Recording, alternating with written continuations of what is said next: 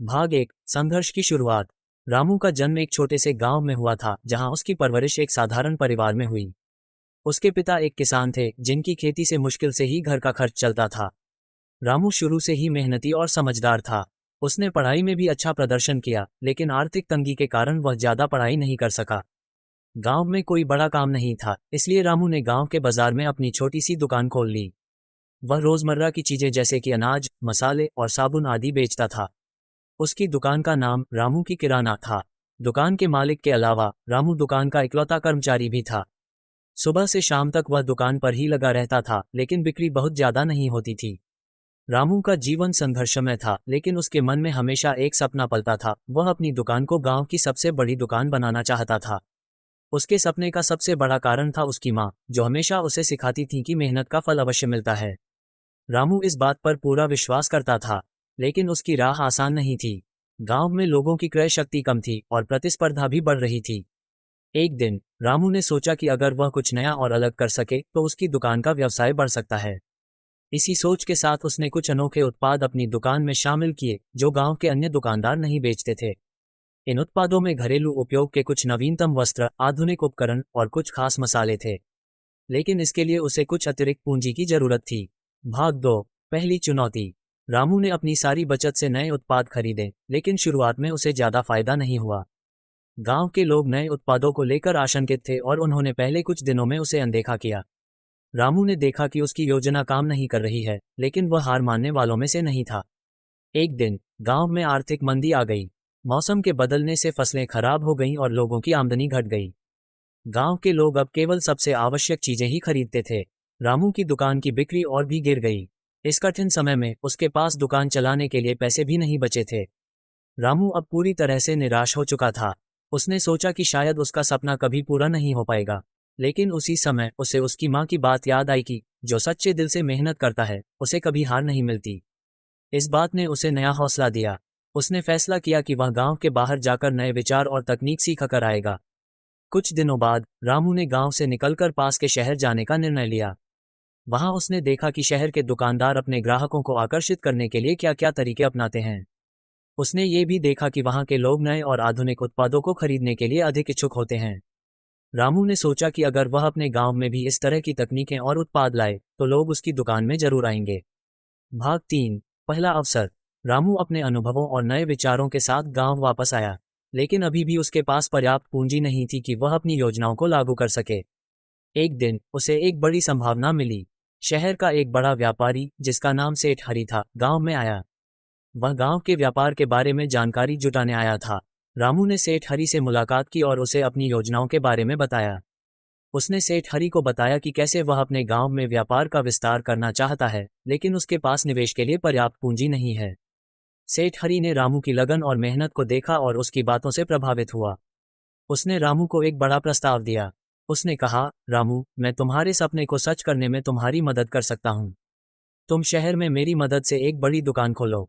मैं तुम्हें शुरुआत में पूंजी दूंगा और अगर तुम्हारा काम सफल रहा तो हम दोनों का फायदा होगा। रामू के लिए यह एक बड़ा अवसर था। उसने सेठ हरी के प्रस्ताव को स्वीकार किया, लेकिन उसे ये भी समझ में आया कि इसके लिए उसे बहुत मेहनत करनी होगी। रामू ने अपने गांव की दुकान को अपने छोटे भाई को सौंप दिया और खुद शहर में जाकर नई दुकान खोलने की तैयारी शुरू कर दी। संघर्ष और विश्वास। शहर में रामू ने सेठ हरी की मदद से एक बड़ी दुकान खोल ली। दुकान का नाम रखा गया रामू सुपरमार्केट। लेकिन यहाँ की चुनौतियां गांव की तुलना में कहीं ज्यादा बड़ी थीं।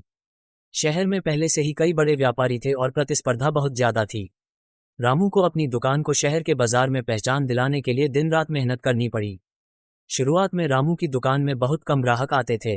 वह निराश होने लगा, लेकिन उसने हार नहीं मानी।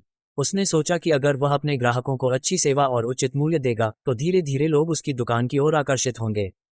रामू ने अपने ग्राहकों से सीधे संवाद करना शुरू किया, उनकी जरूरतों को समझा और उन्हें वही उत्पाद प्रदान किए जो वे चाहते थे। धीरे धीरे उसकी मेहनत रंग लाने लगी। ग्राहक उसकी दुकान की तरफ आकर्षित होने लगे।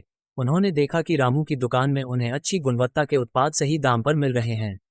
रामू ने शहर में अपने गांव के स्थानीय उत्पादों को भी बेचना शुरू किया, जिससे उसकी दुकान और भी लोकप्रिय हो गई। लेकिन उसके संघर्ष का सफर अभी खत्म नहीं हुआ था। उसे अपने काम को और भी बढ़ाना था।